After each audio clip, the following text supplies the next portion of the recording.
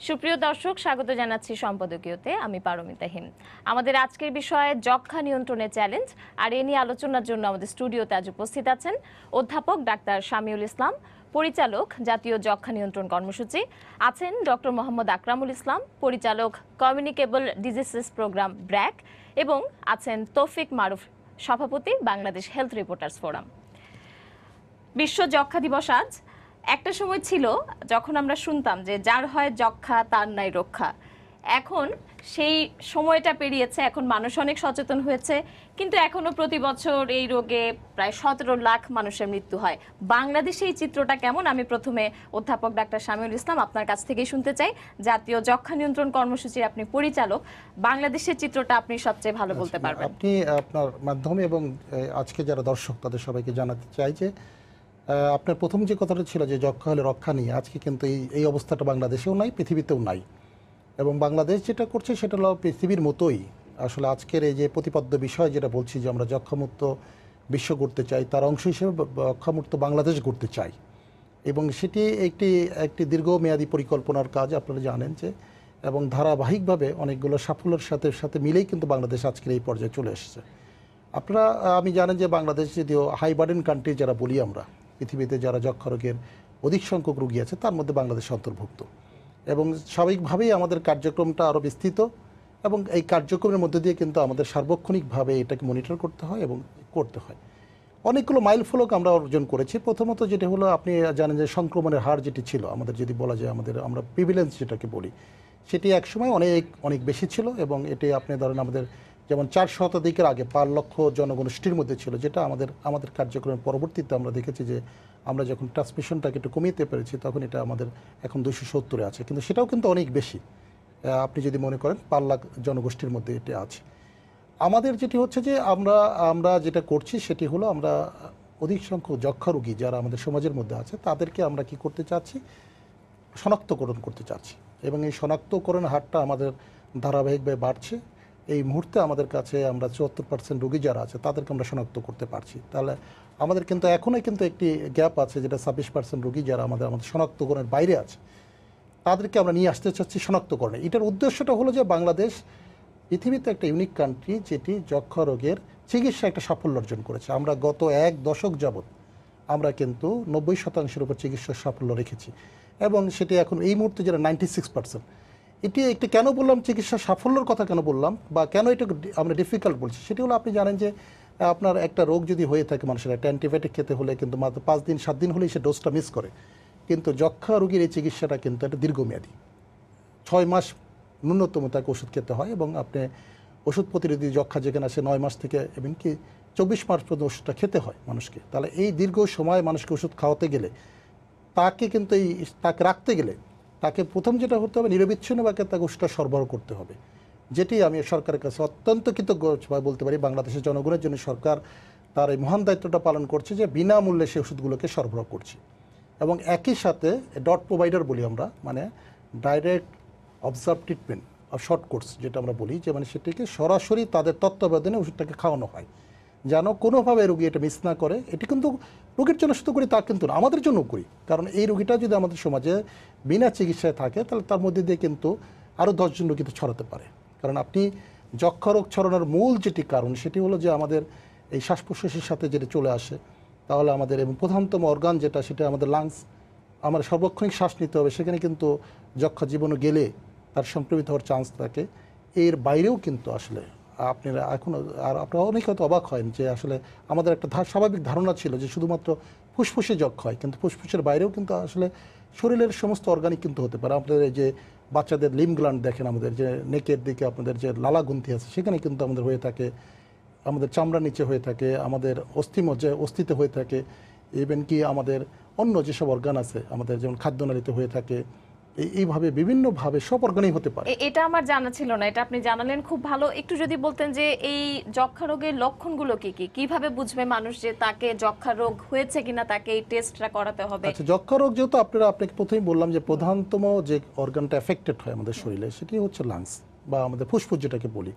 তাহলে সেখানে আমাদের হয় হলো আমাদের এটা মানে কফ আমরা বলি, কাশি বলি। সেটা আমরা আগের দিনে বলতাম যে যাদের 3 সপ্তাহের অধিক কাছে আসছে তারা আসবে, কিন্তু এখন আমরা দেখেছি যে এটি আরও স্বল্প সময়ে হতে পারে। সেই জন্য আমরা বলি 2 সপ্তাহের অধিক যদি কাশি হয়ে থাকে কারো, তাহলে সে যক্ষ্মার পরীক্ষা করবে। এর পাশাপাশি যেটা হয়, সাধারণত স্বল্প মাত্রার জ্বর হয়, যেটি সাধারণত আমরা বলি রাতের দিকে জ্বরটা হবে, ভোর রাতের দিকে ঘাম দিয়ে জ্বর সারবে।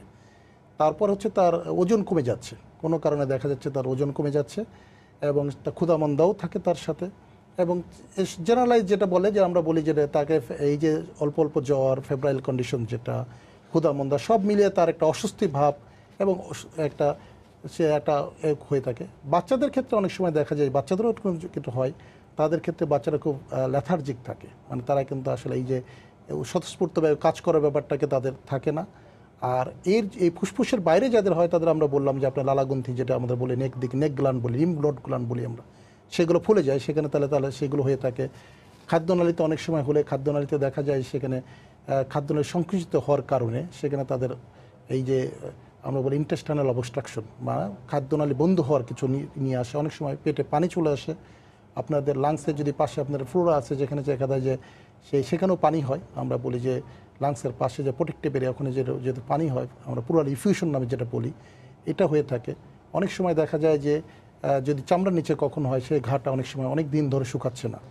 অনেক সময় আমরা যেটা বলি কোনো অপারেশন করেছে, পোস্ট অপারেশন দেখা যাচ্ছে যে অনেক দিন হলো সেই অপারেশনের সেই সেলাইটা যে জায়গাটা শুকানোর কথা সেটা শুকাচ্ছে না। সেক্ষেত্রে আমরা এটা একটু চিন্তা করতে হবে যে এটা টিবি হতে পারে, অন্য হতে পারে, দীর্ঘমেয়াদী অন্য কিছু হতে পারে, কিন্তু টিবিকেও একটা মাথায় রাখতে হবে। কারণ আমাদের যেহেতু বাংলাদেশে আমাদের পপুলেশনের মধ্যে অধিক সংখ্যক যক্ষ্মা রোগী আছে, সেই জন্য কিন্তু এইভাবেই আমাদের একজনের থেকে আরেকজনের ছড়িয়ে এই রোগগুলো হতে পারে। আমি ডক্টর মোহাম্মদ আকরামুল ইসলামের কাছে যেতে চাই। ব্র্যাক অনেকদিন ধরেই কাজ করছে যক্ষ্মা রোগ নিয়ে। আপনার অভিজ্ঞতায় কি মনে হয় যে এমন কি কোনো অঞ্চল আছে যে ওই অঞ্চলে বেশি যক্ষ্মা রোগী পাওয়া গেছে, শহরাঞ্চল বা গ্রাম অঞ্চলে কোনো তফাৎ আছে? আপনার অভিজ্ঞতা এই ধরনের কোনো ফারাক আছে কিনা? প্রথমে আমি একটু বলি যে ব্র্যাক এবং সরকারের যে যৌথ কাজ, যেটা আসলে আপনি জানেন যে যক্ষ্মা নিয়ন্ত্রণ, এখন যেটা আমরা বলছি যক্ষ্মা নির্মূল, এটা আসলে জাতীয় কর্মসূচি।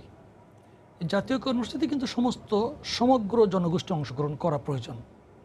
তা সেটা সাধারণ জনগণ থেকে শুরু করে সিভিল সোসাইটি বা অন্যান্য বেসরকারি সংগঠন বলেন, ব্যবসা সংগঠন বলেন, সবাইকে সরকারের সঙ্গে হাত মিলাতে হবে। এবং এই অঙ্গীকারটা আসলে খুব দরকার হলো সামগ্রিক জনগোষ্ঠীর থেকেই। এবং এই অঙ্গীকার থেকে কিন্তু ব্র্যাক জাতীয় যক্ষ্মা নিয়ন্ত্রণের সঙ্গেই কাজ করছে। অর্থাৎ আমরা যে কার্যক্রমটা চালাচ্ছি সেটা কিন্তু ন্যাশনাল প্রোগ্রামের একটা অংশ, যেটা ন্যাশনাল প্রোগ্রামের জাতীয় কর্মসূচির থেকেই বলে দেওয়া হয় যে কোন প্রতিষ্ঠান কোন ধরনের কাজ করবেন, কে কোথায় অংশগ্রহণ করলে সামগ্রিকভাবে যে ন্যাশনাল প্রোগ্রামে বা জাতীয় কর্মসূচির যে সমস্ত লক্ষ্যমাত্রা আছে সেগুলো যেন আমরা অর্জন করতে পারি এবং সামগ্রিকভাবে যেন ইম্প্যাক্টটা মানুষের উপরে পড়ে, অর্থাৎ মানুষ যেন বেনিফিটেড হয়, মানুষের সেবাটা পায়, তার রোগ শনাক্তকরণ থেকে শুরু করে চিকিৎসা পর্যন্ত। এই কাজটার জন্য যেটা দরকার হয়, একটা বড় সমন্বয় দরকার হয়, যেটা বাংলাদেশ সরকারের জাতীয় যক্ষ্মা নিয়ন্ত্রণ কর্মসূচি যেটা করে থাকেন। ওখান থেকে দিক নির্দেশনা দেয়, গাইডেন্স দেয় যে আপনি কিভাবে করবেন, এর কোথায় পরীক্ষা করাবেন, কাদেরকে খুঁজে বের করবেন, পরীক্ষা হয়ে যাওয়ার পরে ধরা পড়ে কীভাবে চিকিৎসা দিবেন, যে পুরো প্রক্রিয়াটার একটা পর্যবেক্ষণ থাকে এবং এই পুরো কাজটা থাকে। এই কাজটা যখন আমরা করতে গেছি বিগত প্রায় আমরা 80-র দশক থেকে কাজ করছি, তো প্রায় 30 বছরের বেশি যাবত সরকারের সঙ্গে কাজ করছি। আমাদের যে এই যৌথভাবে কাজের অভিজ্ঞতা থেকে যেটা আমরা বলছি যে আগে আমাদের দেশে গ্রাম অঞ্চলের যক্ষ্মার প্রাদুর্ভাবটা বেশি ছিল।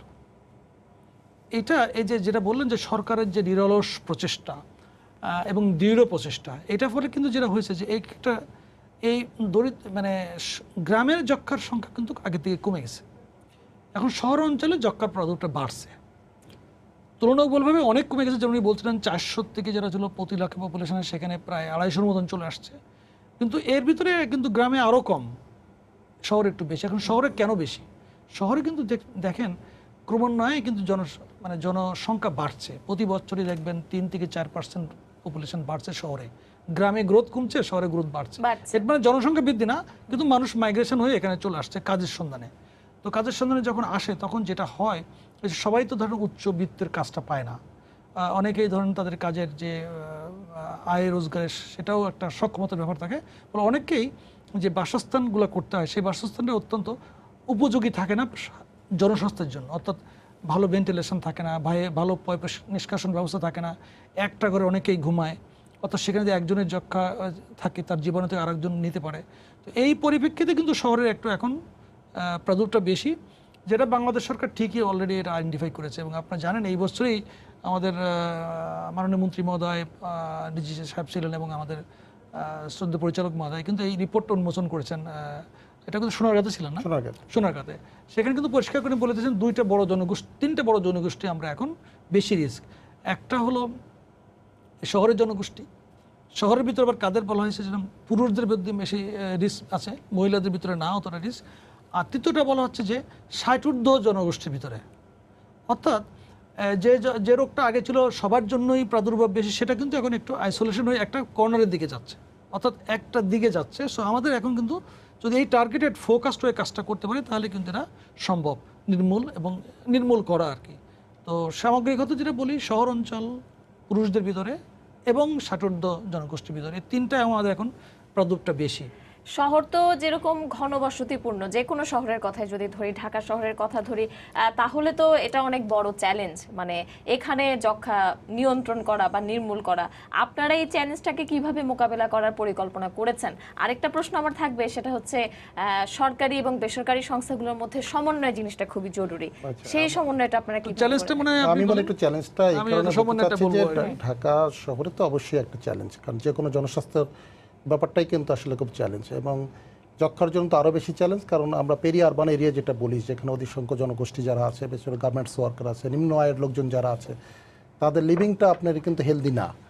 এবং ইসলাম যেহেতু আমরা বলছি, কিন্তু ইসলাম না থাকলেও ওইভাবে কিন্তু অন্যভাবে কিন্তু এই তাদের জায়গাগুলো ইসলাম হয়ে যাচ্ছে, যেখানে একটি এই যক্ষার মতো একটি রোগ যেটি আসলে বাতাসে দিয়ে ছড়ায়।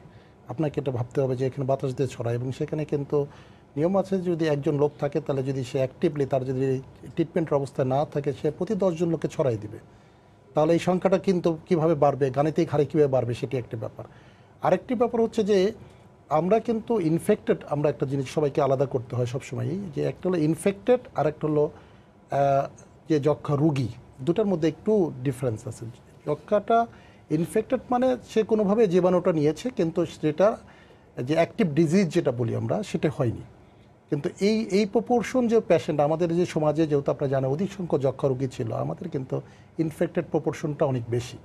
সেই কারণে যদি, এবং এর সাথেও এই যক্ষা রোগের জীবাণুর সাথে আবার আরেকটা জিনিস যোগ আছে, সেটি হলো রোগ প্রতিরোধ ক্ষমতা, যেটা বললো যে এলডারলি পপুলেশন, অথবা যদি তাদের কোমরবিডিটি থাকে, যেমন ডায়াবেটিস থাকে যদি, অথবা যদি দেখা গেল যে আমাদের আরও অনেক রিস্ক পপুলেশন আছে যাদের HIV পজিটিভ, তাদের মধ্যে কিন্তু দেখা যাচ্ছে কিন্তু যক্ষাটা ইজিলি কিন্তু বিস্তার ঘটবে।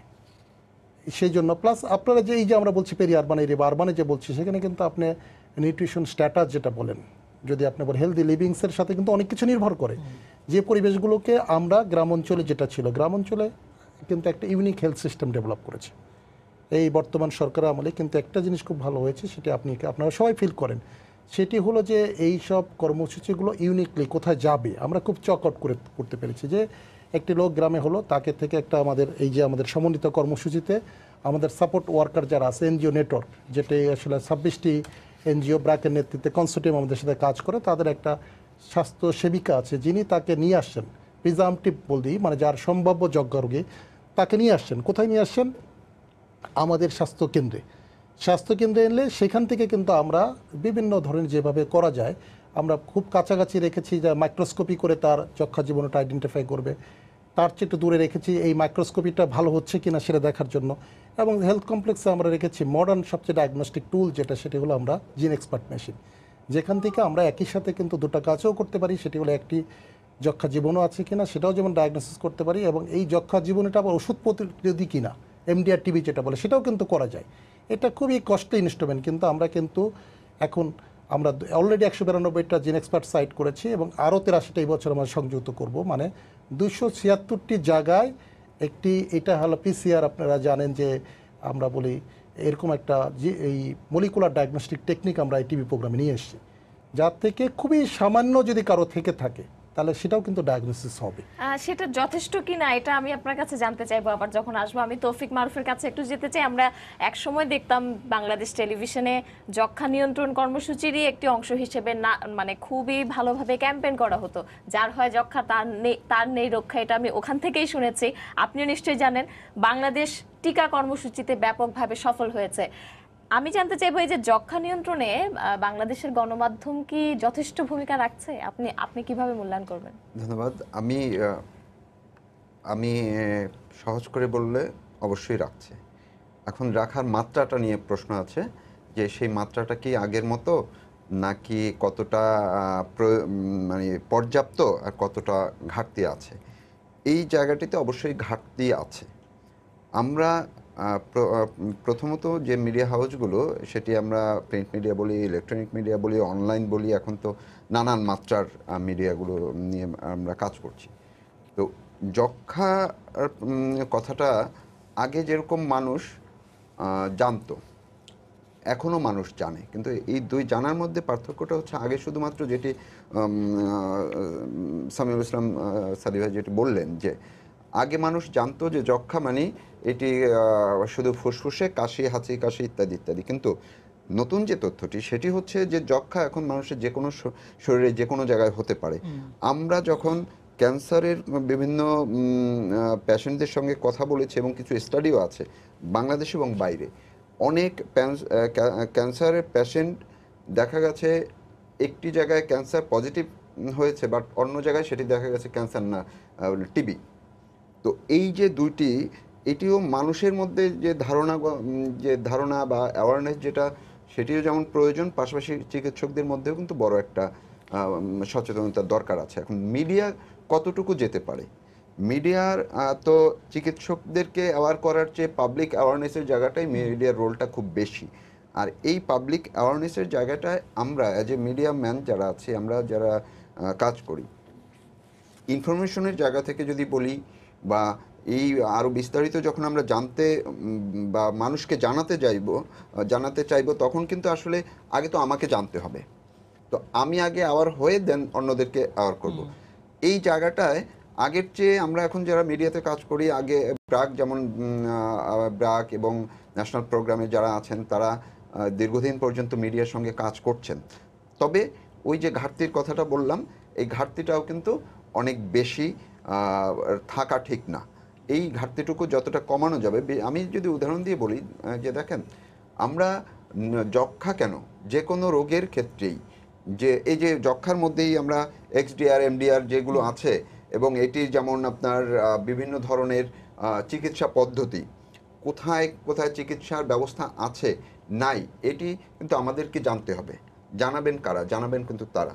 আমরা নিজেদের উদ্যোগেও জেনে থাকি, আমরা আমাদের মতো করে জেনে থাকি, কিন্তু যখন এই জাতীয় যক্ষ্মা নিয়ন্ত্রণের সঙ্গে যারা আছেন, তারা যখন আমাদেরকে নতুন ব্যবস্থাগুলো সম্পর্কে একটু অ্যাওয়ার করবেন, নতুন চিকিৎসা পদ্ধতি সম্পর্কে অ্যাওয়ার করবেন, আমরা কিন্তু সেটি মানুষকে বেশি জানাতে পারবো। এই জায়গাটি যখন ভালোভাবে যদি আমরা একসঙ্গে কাজ করতে পারি, শুধু যে মিডিয়া মানে, এখানে একটু বলে রাখা ভালো, এখন এক ধরনের ওনারা যারা কাজ করেন, ওনারা তো আসলে এই কাজটা অনেক ক্ষেত্রেই যক্ষ্মা নিয়ন্ত্রণ কর্মসূচি অন্য রোগগুলোর মতোই, আসলে ট্রিটমেন্টের জায়গা, ব্যবস্থাপনার জায়গা, এটা অনেকটাই দাতাদের নির্ভর একটি বিষয়। তো দাতাদের পলিসির যখন গভর্নমেন্টকে এই অ্যাপ্রোচটা করে, তখন মিডিয়ার রোলটাকে সেখানে কিন্তু আসলে খুব ভালোভাবে রাখা হয় না। এইটি আমি যখন আমরা জানি যে মিডিয়া মানেই, দাতারাও অনেকে মনে করেন যে শুধুমাত্র বিজ্ঞাপন, কিন্তু বিজ্ঞাপনটি কিন্তু একমাত্র মিডিয়া না। মিডিয়া অ্যাডভোকেসি মানেই বিজ্ঞাপন না। এখানে কিন্তু নিউজের, রিপোর্টিংয়ের, আর্টিকেলের একটা বড় ব্যাপার থাকে। কারণ সবাই যে শুধুমাত্র টিভিতে বিজ্ঞাপন দেখবে কিংবা পত্রিকায় বিজ্ঞাপন দেখবে, তাইলে তো আর নিউজের দরকার হতো না, তাই না? তো এই জায়গাটিতে আমি বলবো যে এখনও নীতি নির্ধারণী পর্যায়ে যারা আছেন, এবং সামনে যখন পলিসিগুলো করা হবে, আমরা আমাদের জায়গা থেকে আমরা বলার চেষ্টা করি। আমার পাশে যে দুজন আছেন, তাদেরও সেখানে খুবই গুরুত্বপূর্ণ ভূমিকা রয়েছে। আমি আশা করব সামনের সময়গুলোতে শুধুমাত্র এই যে বছরে একটি দিবস উপলক্ষে মিডিয়াকে ইনভলভ না করে, এনগেজ না করে, সব সময় যেন এনগেজমেন্টটা থাকে, সব সময় যেন টাচে থাকি আমরা। তাতে করে হবে কি, আমাদেরও তো ওই যে বললাম, আমাদের যেমন নলেজ গ্যাদারিংটা বেশি ভালো হবে, আমরা যত বেশি জানতে পারবো, মানুষকে তত বেশি জানাতে পারবো। আর এটি বেলা শেষে কিন্তু সেই লাভটা হবে মানুষের, সাধারণ মানুষের। একটি বিষয় যে যক্ষ্মা রোগী এখন পর্যন্ত বাংলাদেশে যে ট্রেন্ডটা আছে, সেটি কিন্তু এটি এক ধরনের গরিব বা দরিদ্র শ্রেণীর মানুষের মধ্যেই বেশি, যেটি আকরাম ভাই বলার চেষ্টা করেছেন যে গ্রামে না, এখন গ্রাম থেকে আরবানে বেশি চলে আসছে, শ্রমজীবী মানুষ বা শ্রমিক লেভেলের মানুষের মধ্যে একটু বেশি আছে। তো স্বাভাবিক কারণেই অ্যাওয়ারনেসের জায়গাটিতেও আমার মনে হয় যে আরও একটু সহজ, তারা যে মেথডগুলো ইউজ করেন অ্যাওয়ারনেসের জন্য, সেই মেথডগুলো বোধহয় হ্যাঁ আগের চেয়ে অনেক ইমপ্রুভ করেছে। ভাষাগত, তারা আগে যে ভাষা ইউজ করতেন, একটা সময় শুধু ইংরেজি ছিল, সেটি পরিবর্তন হয়েছে। এমন কিছু সিম্বল তারা ইউজ করতেন, সেটি পরিবর্তন হয়েছে। তারপরে এখন আমি বলবো মাঠ পর্যায়ে যেসব ওনাদের যে ট্রিটমেন্টের মেথডগুলো বিভিন্ন ধরনের আছে, সেই জায়গাতে আরও বোধহয় একটু সাধারণ মানুষ বা স্বল্প শিক্ষিত মানুষ যাতে সহজে বুঝতে পারে, সেই ধরনের একটি সবার জন্য উন্মুক্ত, সবার জন্য অবারিত একটি পদ্ধতি যেন তারা প্রচারণার জায়গায় কাজে লাগান। তারা অবহিতকরণ যে সব পদ্ধতিগুলো আছে সেইখানে তারা সেই মেথডটি ইউজ করেন, তবে আমার মনে হয় যে খুব ভালো কিছু ফলাফল আসতে পারে। এবং গণমাধ্যম, আমি তো বললামই যে গণমাধ্যম অবশ্যই আমরা সবসময় তাদের সঙ্গে এই জার্নিতে এক হয়ে কাজ করতে চাই এবং করব, মানুষের জন্যই করব। এটি সরকার যেভাবে এগোচ্ছে, তারা যেভাবে কাজ করছেন, সবাই মিলে কিন্তু আজকে যে পর্যায়ে যে এখন আমরা দেখি 74% আপনার জায়গাটা চলে আসছে, আরও তারপরেও কিন্তু 26% এখনও আইডেন্টিফাই করা যায়নি। এটি কিন্তু বড় পার্সেন্টেজ, 26% হলেও এই জনসংখ্যার জায়গায় কিন্তু এই সংখ্যাটা কম নয়। তো সেই লক্ষ্যটি কিন্তু আমাদের অর্জন করতে হবে, টার্গেটটি পূরণ করতে হবে সবাইকে মিলে, এবং অবশ্যই এই ক্ষেত্রে সচেতনতার কে সবচেয়ে বেশি গুরুত্ব দিতে হবে। আমি তৌফিক ভাইয়ের কথা থেকেই ডক্টর আকরামুল ইসলাম আপনার কাছে আসতে চাই যে সাধারণ মানুষের কাছে পৌঁছানো, যেটিকে উনি বলছেন যে এই জায়গায় কিছু গ্যাপ রয়ে গেছে, এগুলো আপনারা কিভাবে, এই চ্যালেঞ্জগুলো কিভাবে মোকাবিলা করার পরিকল্পনা করেছেন? আর একটা প্রশ্ন আমি রেখেছিলাম আগেই, যে সরকারি সংস্থা এবং বেসরকারি সংস্থা কিভাবে সমন্বয় করছে তাদের প্রোগ্রামগুলো? আমি প্রথমে আসি সমন্বয় দিয়ে, তারপরে সচেতনতা বিষয়টা যাব। সমন্বয়টা আসলে সরকারি এবং বেসরকারি এটা দুই ভাগে আমরা করি। একটা প্রথমত যেটা হলো একটাকে ফর্মাল সমন্বয়, যেটা বাংলাদেশ সরকারের যে যক্ষ্মা নিয়ন্ত্রণ কর্মসূচি, ওনারা প্রতি 3 মাস পর পর যক্ষ্মা নিয়ে যে সমস্ত প্রতিষ্ঠান কাজ করে, যেটা সরকারি প্রতিষ্ঠান, বেসরকারি প্রতিষ্ঠান, ব্যবসা ভিত্তিক প্রতিষ্ঠান বা গবেষণা যারা করেন, সবাইকে ডাকেন এবং ওনারা ডে লং 1 দিন বা 2 দিনের একটা রিভিউ ওয়ার্কশপ করেন প্রতি 3 মাস পরে পরে কিন্তু এটা হয়, যেটা উনি চেয়ার করেন আমাদের লাইন ডিরেক্টর স্যার নিজেই।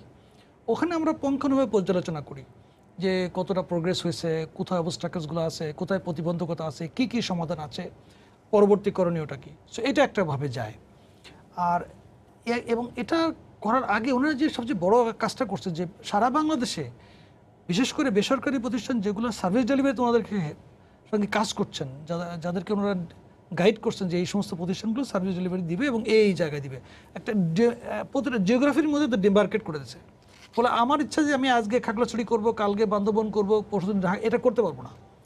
এটার একদম ফর্মালাইজ করে ওনারা বলছেন যে আপনি এখানে কাজ করবেন এবং এই হলো আপনার কর্মপদ্ধতি, এবং এইভাবে আপনি মাসিক বা ত্রৈমাসিক আপনি আমাকে রিপোর্ট দেবেন, প্রতিবেদন দেবেন। সো এই যে ফর্মাল ওয়ে, এটা তো একটা আছে। একটা ইনফর্মাল ওয়ে অফ কোঅর্ডিনেশন আছে, যেটা আসলে খুবই ইম্পর্টেন্ট। মানে যে সমস্ত বড় বড় ন্যাশনাল প্রোগ্রামগুলো ড্রাইভ করতে গেলে শুধু ফর্মাল কাগজপত্র দিয়ে আসলে হয় না। সো ইনফর্মাল কীরকম আমি বলি, যেমন একজন উপজেলা হেলথ কমপ্লেক্সের যিনি আমাদের ইউসুফর সাহেব রয়েছেন, সিভিল সার্জন সাহেব রয়েছেন, এবং সেখান থেকে শুরু করে আমাদের পরিচালক মহোদয় রয়েছেন, ওনারা কিন্তু কোনো সময় কার্পণ্য বোধ করেন না একজন বেসরকারি প্রতিষ্ঠানের কর্মীকে যোগাযোগ করতে, সেটা সকাল হোক, দিনে হোক, রাত্রে হোক। আমি মনে করি, আমি ভুল বলবো না, এমনকি ওনারা মিডিয়ার কোনো লক্ষ্য কমিউনিকেশন করতে মনে হয় না দ্বিধাবোধ করেন, যখনই প্রয়োজন হয় মনে হয় যোগাযোগ করেন। এই যে জাতীয় কর্মসূচির যারা নেতৃত্ব দিচ্ছেন, তাদের যে এই মানসিকতা, যে যোগাযোগের যে মানসিকতা, এটা কিন্তু যারা বেসরকারি পর্যায়ে বা অন্য সেক্টর, তাদের কিন্তু ওই যে মনোবলটা চাঙ্গা করে দেয়, সমন্বয়ে অংশগ্রহণ করার যে মানসিকতা সেটা কিন্তু বাড়িয়ে দেয়। একই সঙ্গে জব দিয়ে জায়গাটাও কিন্তু আমাদের তৈরি করে। যখন আপনি আমাকে জিজ্ঞাসা করবেন, আমার কিন্তু এই রেসপন্সিভনেসে চলে আসে টু রেসপন্ড ইউর কোশ্চেন, প্রশ্নের উত্তর দিতে। তো এই জায়গাটা কিন্তু ভেরি ইম্পর্ট্যান্ট, যেটা আসলে জাতীয় কর্মসূচির নেতৃত্ব থেকে আসে। এবং এটা আমি মনে করি, এটা যদি সমস্ত জাতীয় কর্মসূচির নেতৃবৃন্দ এইরকম একটা প্রিন্সিপাল ফলো করে, এক জায়গায় নিয়ে বসে পর্যালোচনা করা, এবং যখনই ওনাদের মনে হয় তখনই একটা সঙ্গে সঙ্গে জানার ব্যবস্থা করা। So this is really important. তো এটা আমার কাছে মনে হয় যে জাতীয় কর্মসূচিগুলো এটা একটা বড় দিক, এবং এইভাবে সমন্বয়টা হচ্ছে এখনো পর্যন্ত। আমরা এনজিও গুলোর কাজ নিয়ে এই ধরনের সমালোচনা কিন্তু শুনে থাকি যে খুব বেশি ফর্মাল কাজ হয়, ফর্মালিটিস হয়, কিন্তু যাদের জন্য কাজগুলো তাদের কাছে কতটা পৌঁছানো যাচ্ছে। তৌফিক ভাইয়ের কথা সূত্র ধরেই যদি এই আলোচনায় আগাই আমরা, সেইভাবে আমরা আসি। যেটা আমরা বলছিলাম একটু আগে, বললাম যে আমাদের যখন কাজটা বলে দেওয়া হয় যে আপনার এই 14 গ্রাম উপজেলাতে আপনি কাজ করবেন অ্যাজ ফর এক্সাম্পল, তখন ওখানে যে আমাদের সরকারি কর্মী কোথায় কোথায় আছেন, ধরেন 200 গ্রাম বা 300 গ্রাম আছে, তো এখানে ওনাদের যখন সরকারি কর্মী 50টা জন বা 60 জন কর্মী যাই থাকেন, তাদের তো ডিমার্কেশন করা আছে। ওখানে আমাদের দেখানো হয় যে কোন কোন জায়গায় গ্যাপ আছে, আমাদের কর্মীগুলো ওই গ্যাপে আমরা আসলে নিয়োগ করি। তো এই জায়গাটাই হলো সবচেয়ে বড় পার্থক্য অন্য অন্য কর্মসূচি থেকে, বিশেষ করে এই জাতীয় যক্ষ্মা নিয়ন্ত্রণ কর্মসূচিতে। সেজন্য এখানে সমন্বয়ের অভাবটার সম্ভাবনা খুবই কম, কারণ ওই উপজেলার ম্যানেজার, যিনি সরকারি স্বাস্থ্য ব্যবস্থার যিনি ম্যানেজার, ওনার নখদর্পণে থাকে যে এই এলাকায় কোন এনজিও কাজ করছেন এবং কোথায় তার কর্মী আছে, এবং না পেলে উনি নিজেই কল, যেটা বললাম যে মাসিক বা ত্রৈমাসিক সভায়। তো সেই ফলে এখানে জবাবদিহিতার জায়গাটা কিন্তু অনেকটা বড় শক্তিশালী। এবং সেকেন্ড পয়েন্ট যেটা আরেকটা আসছে যে দেখেন, কাজ যদি আপনি করেন, আপনার কাজের কিছু দুর্বল দিক থাকবে, এবং সেই দুর্বল দিক যদি আপনি 2 মাস বা 3 মাস পরে যখন পর্যালোচনা করে যদি শনাক্ত করে দিতে পারেন, ওটা কিন্তু উন্নতি হয়। এখন আমি যদি কাজ না করি, তো আমার দুর্বল দিকও আপনি পাবেন না, আমার কোথায় উন্নতি করতে হবে সেটাও বলতে পারবেন না। অর্থাৎ কাজ করলে আপনাকে কিছু কিছু ভুল হবে, সেই ভুলটা শুধরানোর জন্য কিন্তু ওনারা 3 মাস পরে বসেন, মাসে বসেন, মাসিক মিটিং বসেন, ত্রৈমাসিক, এবং সেইখান থেকে কিন্তু পর্যালোচনা এবং দিক নির্দেশনাগুলো চলে আসে, ফলে এটা অ্যাড্রেস করা যায়। আসলে আমি একটু একটা মেসেজ যোগ করতে চাচ্ছি, সেটি হলো যে টিবি কন্ট্রোল প্রোগ্রাম যেটা আছে, এটা আসলে তৃণমূল থেকে সেন্টার পর্যন্ত এবং ইন্টারন্যাশনালি আন্তর্জাতিকভাবেও কিন্তু একটা রিপোর্টিং সিস্টেম আছে আমাদের। প্রথমত হচ্ছে আমাদের তৃণমূল যারা আছেন তাদের আমরা বলি যেটা তাদের quarterly monitoring meeting lead by the civil surgeon, যেহেতু আমাদের ওই রিজনের হেড, তার নেতৃত্বে সমস্ত ইএসএফপিও, আমাদের পার্টনার কোঅর্ডিনেশনের যারা হেড আছেন তারা, এবং আমাদের ফিল্ড লেভেলের যারা কাজ করেন, যারা representation from the health assistant, represented from the health workers, তারা কিন্তু এসে, বা ল্যাবরেটরি টেকনোলজিস্ট, তারা এসে একটা অল ডে লং একটা মিটিং হয়ে থাকে। সেখানে তারা পুঙ্খানুপুঙ্খভাবে এই 3 মাসের কি অগ্রগতি বা পশ্চাৎপদতা, আর গত 3 মাসের কি অগ্রগতি ছিল, এই মাসের কি টার্গেট ছিল, আমরা কোথায় কাজ করছি, কোথায় সমন্বয়ের কোনো প্রবলেম হচ্ছে কিনা, কোথাও লজিস্টিক সাপোর্ট প্রবলেম হচ্ছে, ডিটেলস তারা আলোচনা করে একটা রিপোর্ট করে আমাদের কাছে পৌঁছান। আমরা আবার সেন্ট্রাল লেভেলে যারা থাকবে, আমরা বলি কোঅর্ডিনেশন মিটিং, কারণ কোঅর্ডিনেশন মিটিং অফ দ্যাট, যে আমাদের যে সেন্ট্রাল বডি আছে উইথ দ্যাট যারা পার্টনার্স আছে, পার্টনার্স কোঅর্ডিনেশনস ইন ডিফারেন্টভাবে আছে, যারা বললাম যে যারা আমাদেরকে এনজিও কনসোর্টিয়াম আছে, আমাদের ডোনার পার্টনার্স কনসোর্টিয়াম আছে, আমাদের যারা সাপোর্ট প্রোগ্রাম আছে, পিএস, সমস্ত এক্সপার্ট যারা আছে, তারা সবাই মিলে ডে লং, ডে 2 পর্যন্ত তারা 2 দিন ব্যাপী এই ত্রৈমাসিক পর্যালোচনা করেন। এবং এটা আবার মন্ত্রণালয় পর্যায়ে আমাদের যেটা কমিটি আছে, যে আমাদের কান্ট্রি কোঅর্ডিনেশন মেকানিজম যেটা, সেখানে আমাদের লিড বাই দি মিনিস্টার, উনি কিন্তু ডে লং আমাদের ড্যাশবোর্ডে আমাদের দেখাতে হয়, প্রতি কোয়ার্টারের পারফরমেন্সটা আমাদের দেখাতে হয়, এবং উনি দেখেন, আমরা রিপোর্ট করি সেখানে, সেই রিপোর্টের আলোকে একটা ড্যাশবোর্ডে কিন্তু উনি রেগুলারলি দেখেন যে আমরা অধিক সংখ্যক রোগী করতে পারছি কিনা, ট্রিটমেন্ট সাকসেস রেট কিনা, এই কম্পারেটিভ স্টাডিটা আমাদের ওখানে দিতে হয়। কোনো স্পেশাল ইস্যু থাকলে দে হ্যাভ ডিসকাস দেয়ার, এবং দে হ্যাভ গাইডেন্স দেয়ার। এবং এই রিপোর্টটা কিন্তু, এই যে আমরা রিপোর্টটা পাচ্ছি, এটা কিন্তু আবার গ্লোবালি দিতে হয়।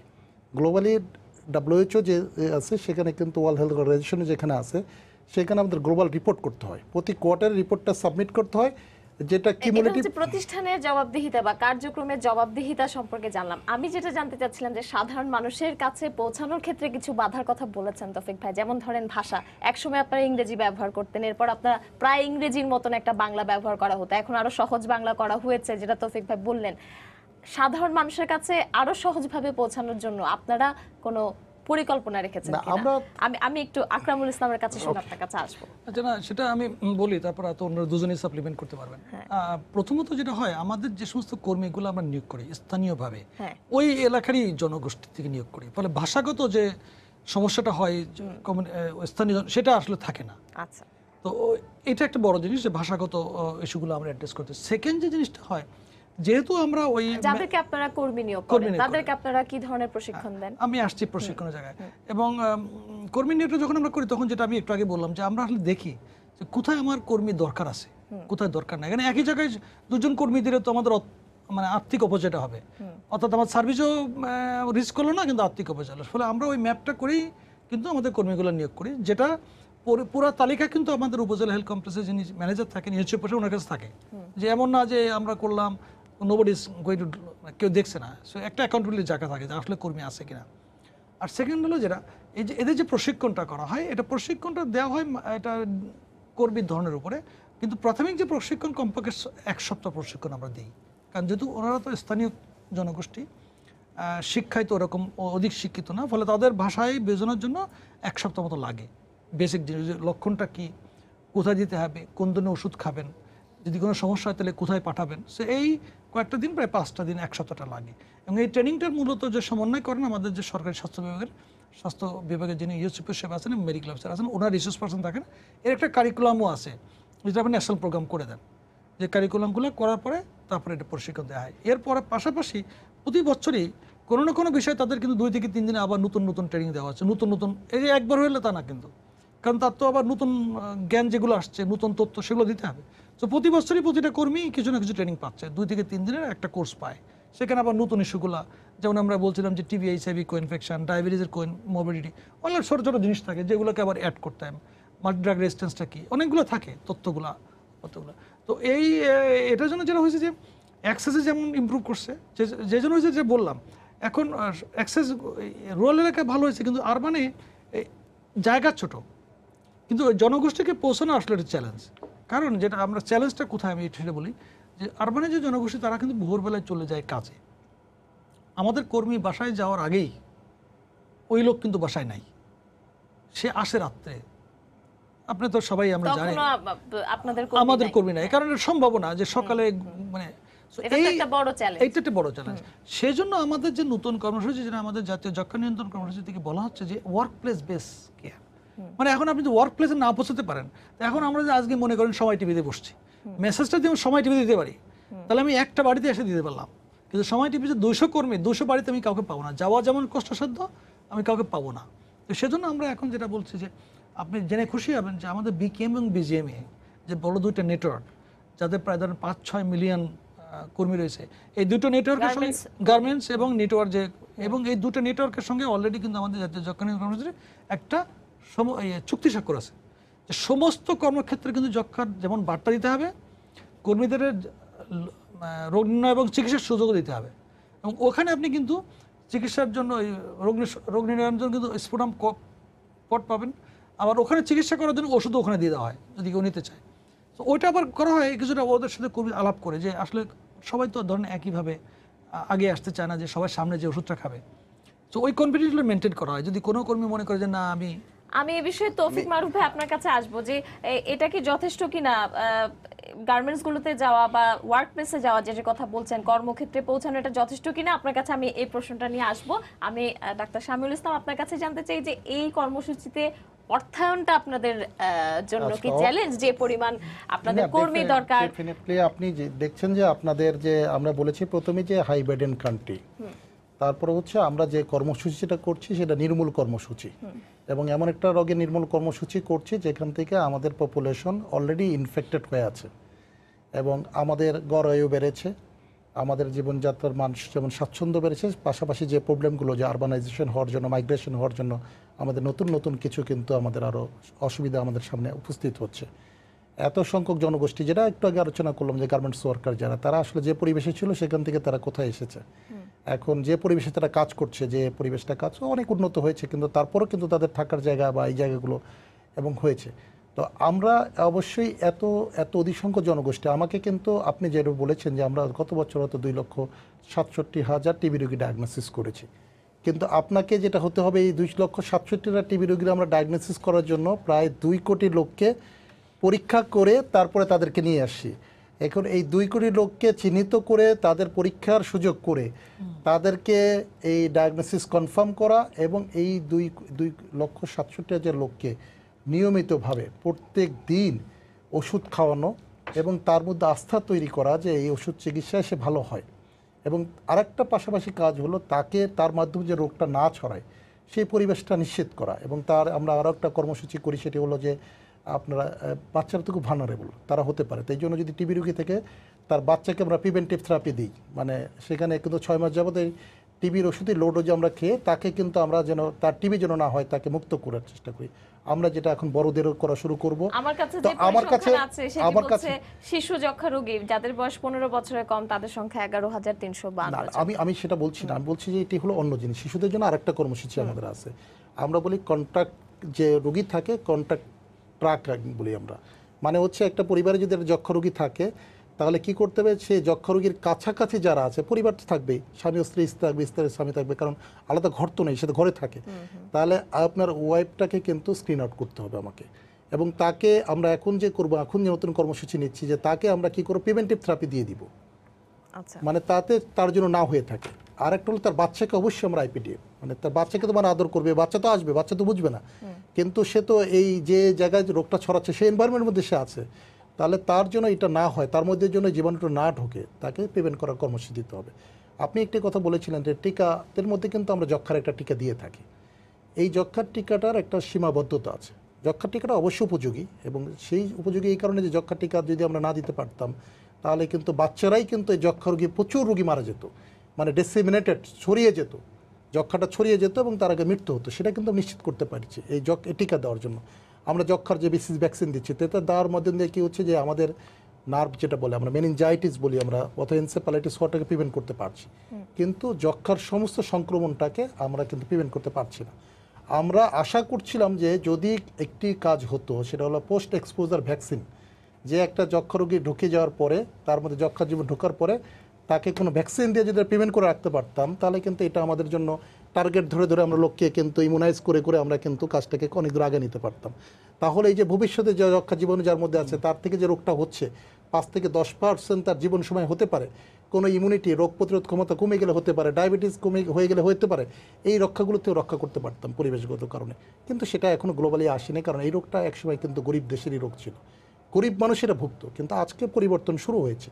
আজকে কিন্তু আমরা আশা করছি, যদি আমরা এখন কি করছি যে এই যক্ষ্মা রোগের চিকিৎসা যেটা দেওয়া হয় তারই একটা সাপ্লিমেন্টারি ড্রাগ, আবার আলাদা ডিফারেন্ট টাইপ, সে যক্ষ্মা রোগীকে যক্ষ্মার থেকে প্রিভেন্ট, যক্ষ্মা রোগীটাকে করবে না, কিন্তু যক্ষ্মা হওয়ার থেকে এই তার মধ্যে জীবাণুটাকে রেখে দেবে, কিন্তু এটা থেকে যেন অ্যাক্টিভ রোগ না হয় সেটা প্রিভেন্ট করার জন্য এই প্রিভেন্টিভ থেরাপি স্টার্ট করতে যাচ্ছে।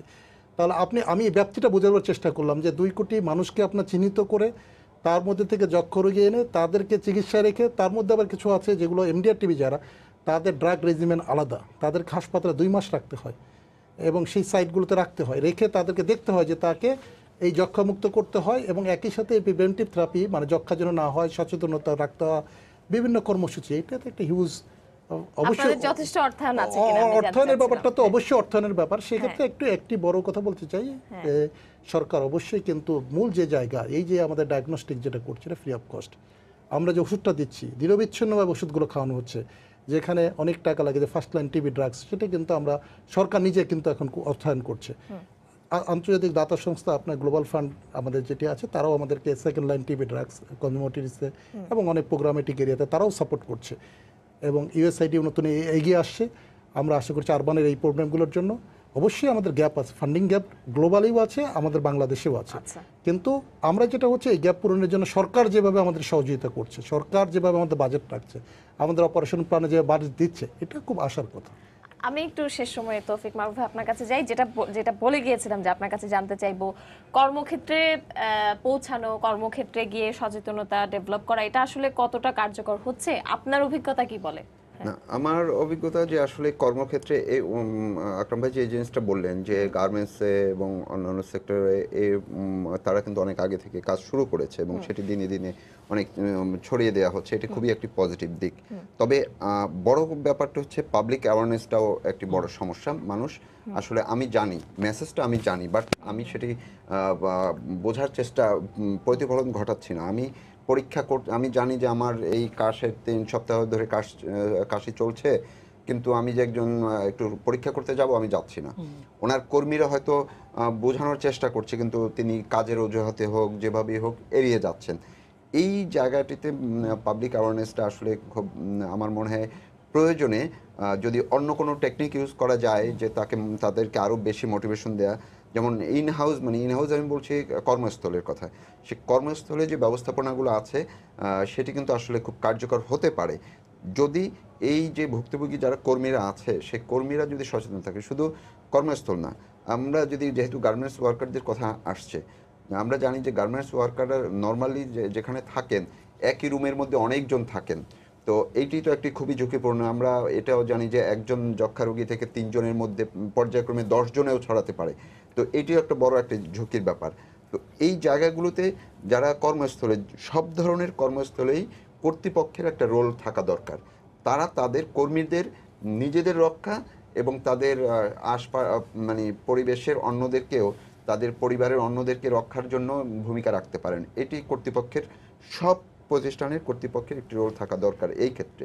আরেকটি জায়গা আমি বলবো, যেটি আপনি বললেন যে কাজ চলছে সরকারি পর্যায়ে, অনেক কাজ চলছে, বেসরকারি পর্যায়ে কাজ চলছে, তবে জনবলের একটি ঘাটতি কিন্তু আছে। জনবলের ঘাটতিটি সরকারি পর্যায়েও আছে, আবার বেসরকারি যারা সংস্থাগুলো কাজ করছে তাদেরও আছে। আমি যদি উদাহরণ দিয়ে বলি, যেমন আমি এই ব্র্যাকেরই ফিল্ড ট্রিপ করেছি, একাধিকবার আমি করেছি, খুব রিসেন্টলি আমি সিলেটেও ঘুরে এসেছি।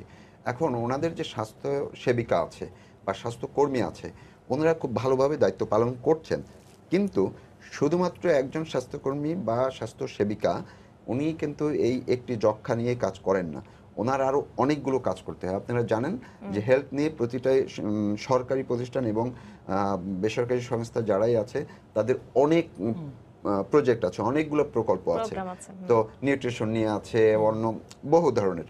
তো প্রত্যেকটাই একজন, আমি কর্মী একজন, তো সেই কর্মী একই দিনে বা একই সময় কয় দিকে মুভ করবে, তার তো আসলে মেন্টাল একটা স্যাটিসফ্যাকশনের ব্যাপার আছে। তারপর এই স্বাস্থ্য সেবিকারা হচ্ছে একদম গ্রামের গৃহবধূ যারা, তো ঘর সংসার সামলিয়ে তারা কিন্তু অনেকগুলো কাজ করতে হয়। তো এই জায়গাটায় আমার মনে হয় আমরা যখন এই প্রশ্নগুলো তাদেরকে করেছি যে আপনারা কেন এই জনবল বাড়াচ্ছেন না বা একজনের উপরে এত চাপ কেন দিচ্ছেন, তখন তারা বাজেটের কথা বলেন যে আসলে বাজেটটা একটি ফ্যাক্টর। তা আমি মনে করি আসলেও যদি সব মিলিয়ে একদম সুষ্ঠুভাবে কাজ করা তো আসলে কোনো দেশেই বা আমাদের মতো একটি দেশে আর একদম শতভাগ যে হবে সেটি নয়, তবে যতটা সম্ভব আরও এগিয়ে নেওয়ার জন্য জনবলের ঘাটতিটা কিন্তু একটি কমিয়ে আনা দরকার। সরকারি পর্যায়ে সেম, আমরা জানি একজন সরকারি স্বাস্থ্যকর্মী, স্বাস্থ্য পরিদর্শক বলি কিংবা আরও যারা আছেন সহকারী আছেন, তারাও কিন্তু অনেক ধরনের কাজ করেন। আমি একটু ডক্টর মোহাম্মদ আকরামুল ইসলামের কাছে এই জনবলের ঘাটতি নিয়ে আপনাদের কোনো পরিকল্পনা আছে কিনা জনবল বাড়ানোর? আরেকটু একটা লাইনে এটার সাথে যুক্ত করে দিই, তাদের বলতে হয়তো সুবিধা হবে। আমার অবজারভেশন এটি যে যারা চিকিৎসক আছেন, এই যে যক্ষ্মার এখন নানান ধরন বেরিয়েছে, নানান ট্রেন্ড, সেই জায়গাটায় কিন্তু চিকিৎসকদের সচেতন হতে হবে, সচেতনতা না, তাদের দক্ষতার জায়গাটি। কারণ ওই যে একটু আগে আমি উদাহরণ দিয়েছিলাম যে ওই একজন রোগী গেলেন, তার কি আসলে ক্যান্সার হলো না যক্ষ্মা হলো, যক্ষ্মা আর ক্যান্সারের সিমটম অনেক ক্ষেত্রে একই ধরনের হয়ে থাকে। তো সেটি যদি চিকিৎসক ভালোভাবে আইডেন্টিফাই না করতে পারেন, তাহলে তো চিকিৎসা ভুল হয়ে যাবে। এই জায়গাটিতেও আমার মনে হয় তাদের আমরা প্রায় শেষ সময়ে চলে এসেছি, আমি একটু সংক্ষেপে শুনবো আকরামুল ইসলাম আপনার কাছে, জনবল বাড়ানোর কোনো পরিকল্পনা আছে কিনা ব্র্যাকের? না, আমরা যেটা এর আগে আমাদের সাথে আসছে, তো আমরা যে কার্যক্রমটা আসলে এখন নিয়েছি জনবলের ব্যাপারে, সেটা হলো যে এই বিষয়টা আমাদের যখন আসছে দৃষ্টিগোচর হয়েছে এবং ওনারাও যখন বলছেন, জাতীয় পর্যায় থেকে বলছেন এবং আমাদের মিডিয়ার ভাইরাও বলছেন, বোনরাও বলছেন, তো তারপরে আমরা যেটা করেছি, আমরা তো সব জায়গায় সারা বাংলাদেশে ইকুয়ালি বাড়াতে পারবো না, তো যেখানে যেখানে আমরা মনে করেছি যে একটু প্রেভেলেন্সটা হাই হতে পারে, যেমন ধরেন চা বাগান, সিলেটের যে পুঞ্জিগুলাতে অনেক লোক থাকে, তো এখানে আমরা জনবল বাড়িয়েছি। যেমন আমাদের বস্তি এলাকা যেখানে অনেকগুলো লোকের বসবাস, সেখানে আমরা বাড়িয়েছি। মানে সব জায়গায় আমাদের পক্ষে এখনো সম্ভব হয়নি, কারণ সবকিছু তো একসঙ্গে করা যায় না, রিসোর্স একটা ফ্যাক্টর। আমি শেষ 1 মিনিটে ডাক্তার শামিউল ইসলাম আপনার কাছে চিকিৎসকদের দক্ষতা নিয়ে যে কথাটি বলেছেন আমি একটু জানতে চাই। তৌফিক মারুক আসলে খুব রাইটলি বলেছে যে আসলে যক্ষ্মা চিকিৎসার কিন্তু প্রতিনিয়ত পরিবর্তন হচ্ছে এবং সেটাকে আসলে মেসেজটা দিতে হবে। এবং আমাদের দেশের, সারা দেশের সমস্ত চিকিৎসক কিন্তু যক্ষ্মা চিকিৎসা করে থাকেন এবং তাদেরকে কিন্তু এই পর্যায়ক্রমিকভাবে তাদের ক্যাপাসিটি বিল্ড আপ, দক্ষতার জায়গাটাকে আমাদের খুব কাজ করতে হয়। তো আমরা এনটিপি যেটা আমরা কি করি, সারা বছরই কিন্তু তাদেরকে তাদের এই প্রশিক্ষণগুলো দিয়ে থাকছি। আমরা যে লক্ষণগুলো বললাম বা যক্ষ্মা রোগের লক্ষণগুলো বললাম, সেটাকে কিন্তু সমস্ত এই যে বাদ পা বিপত্তি বা মনের মধ্যে যে শঙ্কা, সেগুলোকে দূর করে তাদেরকে কিন্তু আমাদের স্বাস্থ্যকেন্দ্রে আসতে হবে এবং সেখানে কিন্তু বিনামূল্যে এটার এই নির্ণয় এবং চিকিৎসার ব্যবস্থাপনা আছে। অর্থাৎ লক্ষণ দেখার সঙ্গে সঙ্গে লক্ষণ দেখার দরকার স্বাস্থ্যসেবায় যেতে হবে। স্বাস্থ্যসেবার কেন্দ্রে সে আসবে এবং আপনাদের নিশ্চয়তা দিচ্ছে যে সেটি বিনামূল্যে সরকার সে নিশ্চয়তা দিচ্ছে। আপনাদের সবাইকে অনেক ধন্যবাদ। 2030 সালের মধ্যে যক্ষ্মা নির্মূল টেকসই উন্নয়ন লক্ষ্যমাত্রার একটি অন্যতম লক্ষ্য, আমরা আশা করছি সেই লক্ষ্য পূরণ করতে পারবে বাংলাদেশ। দর্শক, আপনাদের সবাইকে ধন্যবাদ জানিয়ে শেষ করছে আজকের সম্পাদকীয়। আগামীকাল আবারও দেখা হবে রাত 10টায়, দেখার আমন্ত্রণ রইল।